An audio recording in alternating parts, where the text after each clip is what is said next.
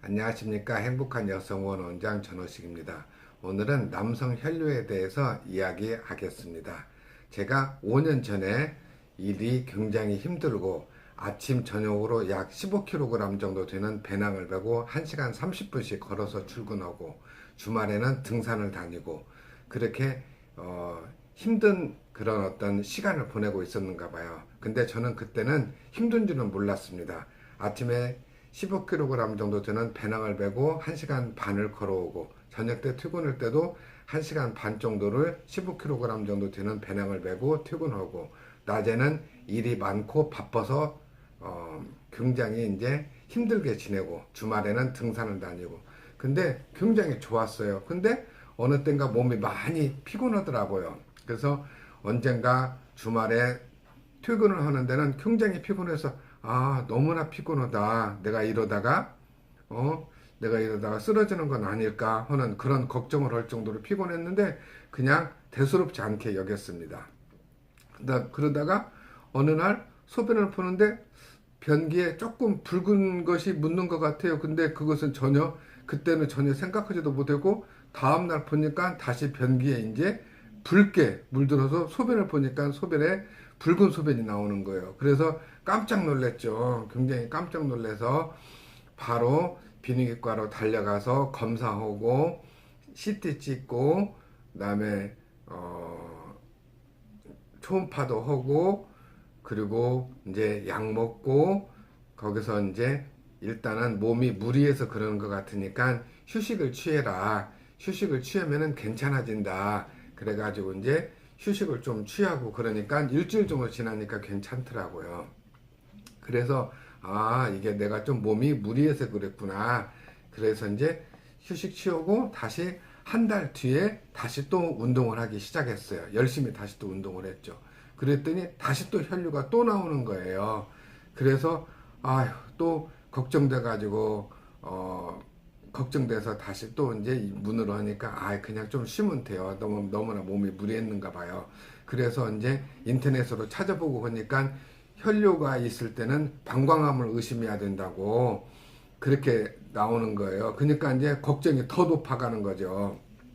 근데 방광암을 확인하려면은 방광 내시경을 해야 된다는데 방광 내시경이 굉장히 아프다, 힘들다 해가지고 방광 내시경은 안 했어요. 다른 검사상에서 다 이상이 없으니까. 그렇게 지냈죠.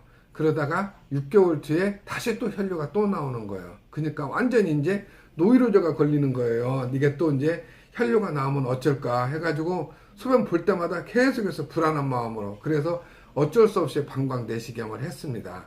통증이 굉장히 심했어요. 그래서 방광 내시경을 했는데 다행히 방광 내시경에서는 괜찮다고 나왔어요. 방광 내시경에서는 괜찮다. 그래서 이제 마음에 한결 놓였죠. 그렇게 하고 지내다가 또 6개월 뒤에 다시 또 혈류가 보이고 그래서 한 4년 동안에 약 6개월 간격으로 혈류가 그렇게 보였고 그래서 이제 주변 사람들이 네가 몸이 피곤해서 그런 것이니까 영양제도 먹어봐. 영양제를 먹어봐 해서 그때부터 영양제, 종합비타민하고 비타민 C하고 홍삼하고 먹기 시작했습니다. 그래서 그러고 나니까 지금은 이제 한 1년 넘게 혈류 없이 그렇게 건강하게 잘 지내는 것 같아요. 그래서 제가 남성 혈류 그것에 대해서 이제 요약을 하자면은 남성 혈류의 원인은 첫 번째는 방광염입니다. 두 번째는 급성 신우신염, 세 번째는 결석, 네 번째는 전립선암이나 전립선염증, 다섯 번째는 방광암이나 신장암 등이 있을 때 혈류가 나옵니다.